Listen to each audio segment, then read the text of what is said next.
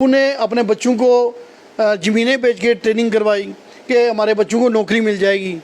तो ना वो नौकरी मिली उनको, ना वो उनको वो जो लाइसेंस होता है वो मिला, क्योंकि यहाँ पर 48 जो फार्मेसी काउंसिल एक्ट का 48 या 1948 यहाँ लागू हुआ। जिस तरह से आपने दिक्कतें जो बता दी हैं क्या थी, अब वो कौन सी दिक्कतें जो हटने के बाद किस तरह से अब जो है रास्ते खुलेंगे?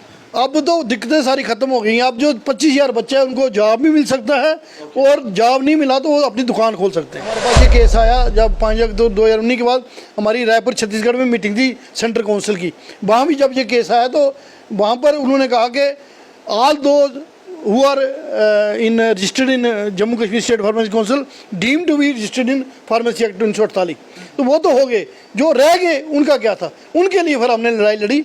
आज मैं दावे के साथ कह सकता हूँ कि इस महीने के अंत तक जो 25,000 बच्चा है या 3-4 हज़ार जो हमारे एम्प्लॉयज़ हैं वो सारे के सारे रजिस्टर्ड होंगे। कल लोकसभा में फार्मेसी अमेंडमेंट बिल 2023 पास हो गया, जिसके बाद हेल्थ मिनिस्टर मनसुख मांडविया ने कहा कि अब इससे काफ़ी जॉब अपॉर्चुनिटीज़ जो हैं यूथ के अंदर बढ़ेंगी। खास करके वो लोग जिन्होंने फार्मेसी में कोर्सेज़ किए हैं उन लोगों को काफ़ी फ़ायदा होगा। और जम्मू कश्मीर फार्मेसी एक्ट में जो है तहत जो लोग रजिस्टर्ड हैं होगा। लेकिन अब जानकारी इसके बारे में पूरी लेते हैं कि जो एक्ट पास हुआ है, अमेंडमेंट बिल जो पास हुआ है, उससे किस तरह के फ़ायदे जो हैं होने वाले हैं, जिसके बारे में कहा जा रहा है, क्योंकि काफ़ी दिक्कतें जो हैं इससे पहले रही हैं। इस पर बातचीत करने के लिए इस समय हमारे साथ Jammu Kashmir medical employees federation के प्रेसिडेंट सुशील सूदन जी हैं। सूदन जी, सबसे पहले व्यू स्टूडियो में आपका स्वागत है। नमस्कार सर, आपका भी बहुत बहुत स्वागत है।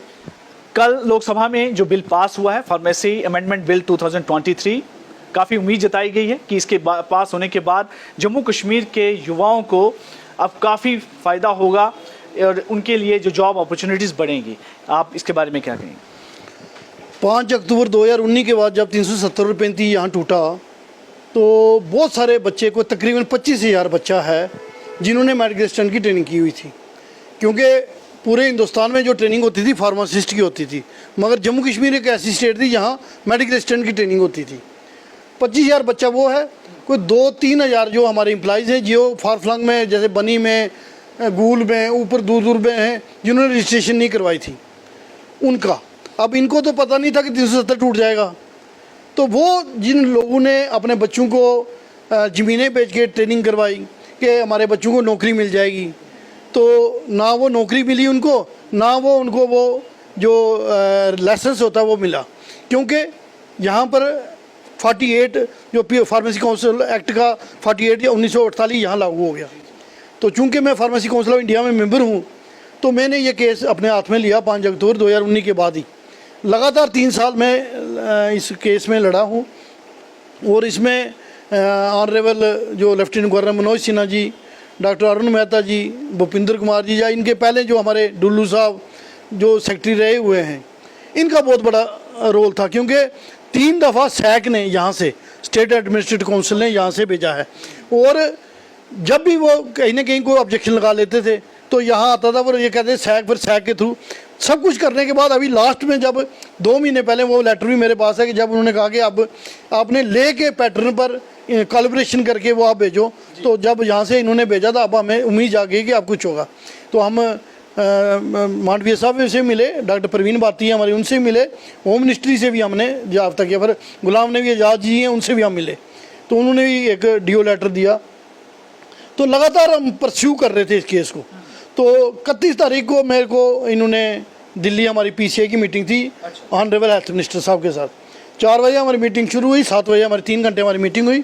तो तब मैंने उनसे बात की कि मैं क्या, हमारा ऐसा ऐसा मसला है, 30,000 लोगों के भविष्य का सवाल है, तो आप इसको इतना लटका रहे हो, 3 साल हो गया, हम कब तक यहाँ लटकते रहेंगे? तो उन्होंने कहा नहीं। उसी वक्त उन्होंने डायरेक्टर जनरल है वहाँ पर, कृष्ण कांत जी हैं शायद, जितने भी बाकी जो उनके एडमिनिस्ट्रेशन के जो लोग थे उनको बुलाया। उन्होंने कहा कि परसों ये टेबल पर लगना चाहिए पार्लियामेंट में। और मैंने जब 2 तारीख में दिल्ली से जम्मू पहुंचा, तो मैंने उसी वक्त हमने अपने ग्रुप में डाल दिया कि 3 तारीख को टेबल है। तो मैं भगवान का शुक्र अदा करता हूँ, और मांडविया साहब का, जो हमारे health minister, union minister health minister doctor Praveen Bharati ji का, कि इन्होंने और हेल्थ होम मिनिस्ट्री ने बहुत सपोर्ट किया, और वो अब राज्यसभा में भी और लोकसभा में भी, दोनों में हो गया है। अब वो गवर्नर उसमें राष्ट्रपति जी के पास जाएगा, फिर हमारे पास फार्मेसी काउंसिल ऑफ इंडिया में आएगा। मैं वही अब आपसे जानना चाहूँगा कि पहले जिस तरह से आपने दिक्कतें जो बता दी हैं क्या थी, अब वो कौन सी दिक्कतें जो हटने के बाद किस तरह से अब जो है रास्ते खुलेंगे? अब तो दिक्कतें सारी खत्म हो गई हैं। अब जो 25,000 बच्चे हैं उनको जॉब भी मिल सकता है, और जॉब नहीं मिला तो वो अपनी दुकान खोल सकते हैं। मतलब पहले इसी चीज़ को लेकर आ रहा था कि उन बच्चों को जो है वो हेल्थ असिस्टेंट का ही काउंट किया जाता, मेडिकल असिस्टेंट काउंट किया जाता था, तो फार्मासिस्ट के तहत जो उनको लाइसेंस नहीं मिलते थे। अब विद इन द एम्प्लॉयज़, मतलब ये सबसे बड़ी जो इसमें चेंज आई है। हाँ, मेडिकल असिस्टेंट, और ये आर्डर है, ये 114 नंबर है, इसमें सारा दिया हुआ है। और अब 25,000 बच्चे को अगर जब ये जॉब निकालेंगे, जॉब भी मिल सकती है, अगर नहीं मिलेगी तो अपनी दुकान खोल सकते हैं। इसी तरह जो एम्प्लॉइज थे वो जब रिटायर हो जाते थे उसके बाद उनको दुकान का नहीं था जब तक वो रजिस्टर्ड नहीं होंगे, क्योंकि ये है कि हाउस whoever is pharmacy registered in pharmacy council, तो वो उसको माना जाएगा।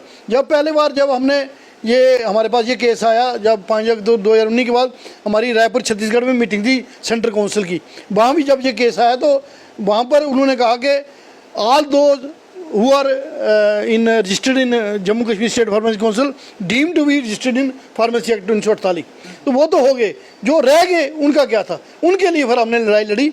आज मैं दावे के साथ कह सकता हूँ कि इस महीने के अंत तक जो 25,000 बच्चा है या 3-4 हज़ार जो हमारे एम्प्लॉयज़ हैं वो सारे के सारे रजिस्टर्ड होंगे। और 5 अक्टूबर 2000 के बाद यहाँ एक्ट लागू हो गया, अब जो सेंटर एक्ट हुआ यहाँ लागू हुआ। कुल मिलाकर जो आपकी परेशानियां थी, रिजर्वेशंस थी, जिसके लिए आपने इतनी लंबी फाइट की, वो पूरी तरह से अब क्लियर होगी, रिजॉल्व हो गई। अभी भी कुछ चीज़ें इश्यूज हैं जो रह गए हैं, जिसकी आप उम्मीद कर रहे थे कि शायद इसमें हो जाएगा? नहीं, अब सब तकरीबन सारा हल हो गया है। अब जो भी होगा वो अब फार्मेसी एक्ट में आएगा, उसमें काउंसिल में हमारी, वहाँ मैं इसी का मेंबर हूँ, वहाँ हम बैठेंगे, वहाँ पर बैठकर हम खुद अपनी करेंगे। हमने तो यहाँ तक भी कहा हुआ है कि जब कोविड में यहाँ मीटिंग हुई तो हमारी ऑनलाइन मीटिंग हमने फार्मेसी काउंसिल ऑफ इंडिया, यहाँ स्टेट फार्मेसी काउंसिल, इनके अफसर को भी लिया, तो मैं भी अपने यहाँ पर जम्मू में बैठ के हमने ऑनलाइन मीटिंग की है। और इनको ये अब हम कर रहे हैं कि जितनी जल्दी हो सकेगा, तो उसमें हमने ये भी तय किया हुआ है कि अगर कोई बच्चा कोई 5 अगस्त 2019 को जिसने एडमिशन ली थी, कई दफ़ा वो बच्चा फेल हो जाता है, तो उसका एग्जामिनेशन पास होगा 20 में, तो उसका क्या करना, हमने कहा उसको भी हमने रजिस्ट्रेशन करनी है। हाँ, मगर 5 अगस्त 2019 के बाद एडमिशन नहीं होगी, जो होगा उसको नहीं करेंगे।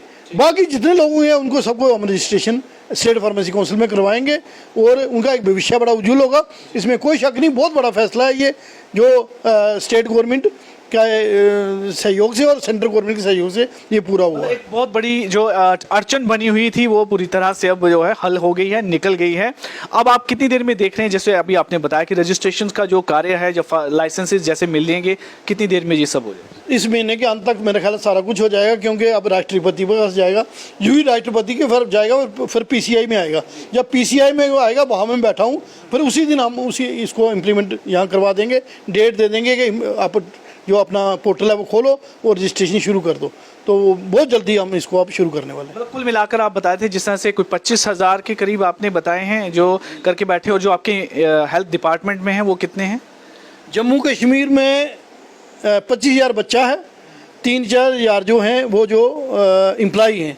उसके बाद ले, जिसमें वहाँ भी 3-4 हज़ार जो है एम्प्लॉइज़ हैं और वहाँ भी लोगों ने रजिस्ट्रेशन ली हुई है, वो भी साथ हैं। ले का तो हुआ ही नहीं था, जम्मू कश्मीर का पहले फिर भी मैंने आपको कहा कि जो रजिस्टर थे उनको कर दिया था, मगर ले में बिल्कुल बेरंग था।